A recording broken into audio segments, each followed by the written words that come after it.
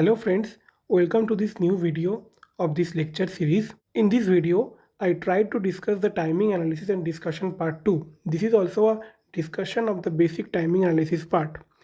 In this lecture, I will try to cover the two topic mainly, the timing constraint and the timing path. In the last lecture, I tried to cover the basic of the timing analysis, why the time things is needed for our timing calculation of any digital circuit, and which part of the ASIC design flow or the VLSI design flow we discuss about the time, mostly the static timing analysis.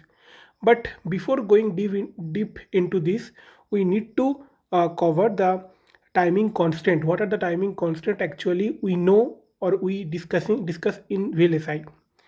So as I said, like for any proper logical part, like suppose you are considering about any digital circuit, and that digital circuit there are several logical subsystems or logical blocks are there, or logical paths are there, you can say.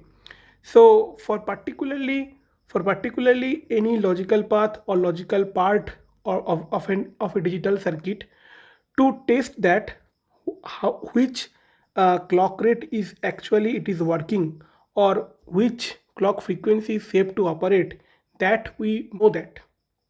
So for that matter, we only discuss about two type of constant. One is a static timing analysis and one is a dynamic timing analysis. So before going deep into these both difference and what is the concept of STA and DTA, the simple things of any logical path, as I said, of any digital circuit or any digital architecture, mostly we try to see what is the worst case scenario or the maximum time it's taking in the particular path. So this can also say as a pessimistic view of that logical path, or the logical or the data path. So that's why we say, like, worst case scenario always we want to see.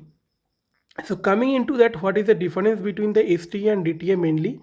STA DTA mainly, there is the main key difference is when you want a timing report through the STA or the static timing analysis, the generation of the timing report only generate the timing report here, not checking any logicality of that particular digital circuit. Of the particular digital circuit, we are not checking any logicality or any logic function it is properly working or not. So here is no questioning of anything apply as a input vector, and no question of anything monitoring in the anything output vector at the monitor. So obviously here the simulation time is very less. As I written here, simulation time is very less. But in dynamic timing analysis, uh, we check the logical function of the particular logic circuit or the digital circuit, as well as the timing reports also generated. So that's why the test vector is very much important here. We check the functionality and the timing both. So obviously here the time taken part is very long.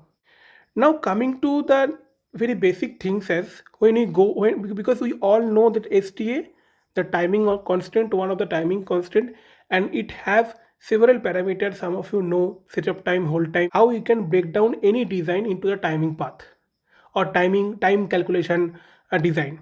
For that matter, we need to always check out three things. One is that whatever the design, whatever the digital circuit design you got, suppose one combinational path, one combinational portion or sequential portion, you try to break whole design into the timing path, and that timing path come by, or you can get through a timing graph. Then whatever the timing graph you represented of your particular portion of a digital circuit, you calculate the propagation delay, along that path or cells, and there the net delay or the cell delay, maybe those are can define already. Check the setup and hold violation, it is the time criteria is met or not. That is the particular check we need. So next I want to go for the what is timing path. How the timing path things we can say here. These are very basic things. We all can sense that. Suppose if you have at any point, you can say it's a starting point and there is a ending point. Okay, so there is a start point and there is a end point, and simply you can say this as a timing start point and timing end point. Based on that simple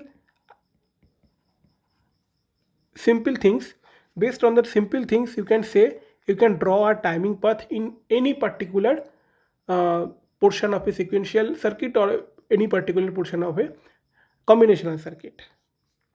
So STA considered mostly two type of STA considered mostly two type of timing path.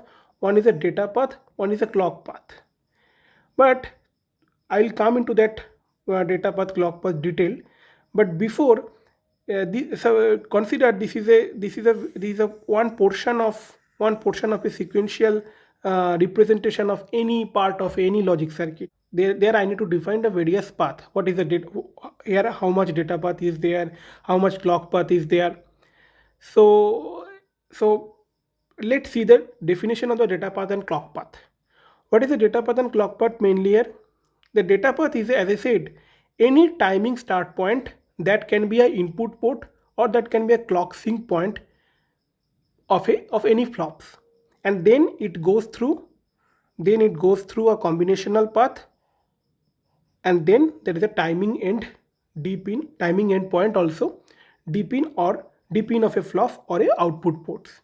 So let's see where is the data path. So suppose this one can be a one data path, because as the definition suggests, one of the clock sync point, there is a one clock sync point, and this is end at the d pin of another point. Let define that dq. Okay, so this is one of the data path. This is one of the data path, you can say. This is one of the data path. This is one of the data path mostly. Then coming to the clock path. So before coming to the clock path, we need to see what is the definition of the clock path. Any clock source or clock generator that can be a timing start point. That can be a timing start point. SP is a timing start point. Then it may or may not be passed through any combinational circuit. Mostly the combinational circuit can be a buffer in the clock path, or maybe an inverter. Those can be a combinational circuit here, and end at the clock sync pin. So let's see which are the clock path here. This can be a one clock path. There is the clock generation point, and this is a clock sync point of one flop one. This can be a clock path.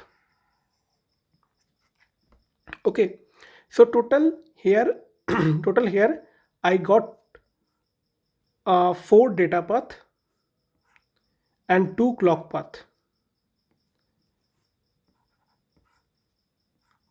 By this I conclude the whole discussion of one is how the timing constraint thing, the STA DTA, what is that, and then I cover the what is the timing path, the data path and clock path, how you can define as a preliminary concept. So thank you for listening this video with your patience. I'll come with the next video very soon. Thank you.